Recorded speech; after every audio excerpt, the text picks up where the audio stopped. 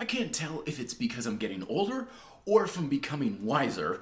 Maybe a little mixture of both, but beyond a shadow of doubt, I'm coming to the conclusion that going 100% all out all the time is not the way to make the most progress. In fact, going as hard as you can in your diet, your workout, and other areas in life may actually be holding you back. The reason for it is very simple. It's because we have a spectrum of productivity. And this also is a spectrum of work. So at one end, you've got zero work, zero effort you're putting into, and you have zero productivity. So you're not making much happen. But as you move along the spectrum, you're putting in more effort, you're going to the gym, you're doing more work, you're being more mindful of what you eat, you're getting better results. This is good. So you think, of course, more is always better. But as you travel along this spectrum, you also are required to put in more effort, more work. And what accumulates with this is, of course, more stress.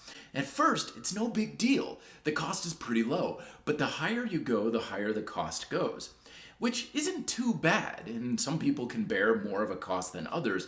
But eventually, if you get to that point where you're redlining yourself, you're putting as much effort and time and money and energy into your diet and exercise habits, you get into a bit of a red zone.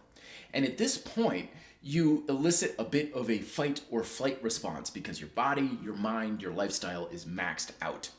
Now, at this point, it sounds like we're maxing out our potential as well, but maybe not, because when we have a fight or flight response, we're creating a very deep primal reaction to our current habits. And we always hear of fight or flight response, right? We're fleeing the saber-toothed tiger.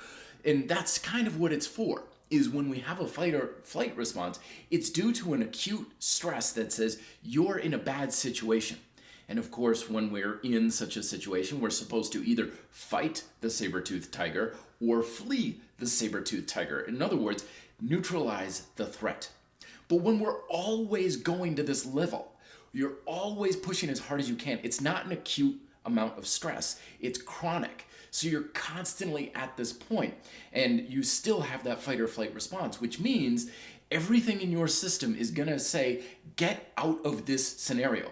Because at this point, you're building up stress and you're holding it, and the stress builds and builds, and we all have a finite capacity for stress until eventually we slide right back down. And the higher this builds, the more we slide down. And some people slide all the way back down over here, and they completely quit what they're doing, or they slide down halfway. And then they look at where they're at and they're like, this sucks, and they vow, this time I'm gonna try harder, I'm gonna stick to my diet, and they rush this direction, and it creates a lot of stress in either scenario.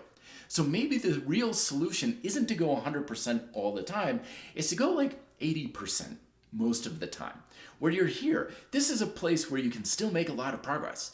You're still very productive, but it's not feeling like you're burning the candle at both ends. Now, this point of red line can be different for everybody. For some people, it's going to be running a mile a day. For some people, running a mile a day is around their 80% or maybe even 50%.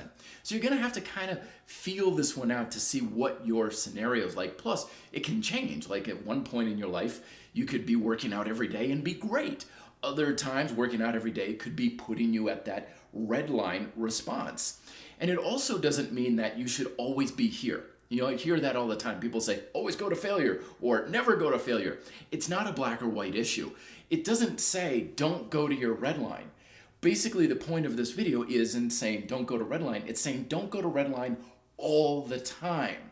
Instead, reserve it for the special occasions when you can afford to go there, be there for a short period of time, and then scale back into this more productive maintenance zone that's a lot easier for you to handle, but you're still making progress. So I hope you enjoyed this Philosophy Friday. Some thoughts to consider and ponder. More videos here. Thoughts, comments, and questions down below. Thank you very much for watching. Talk to you next time. Be fit, live free.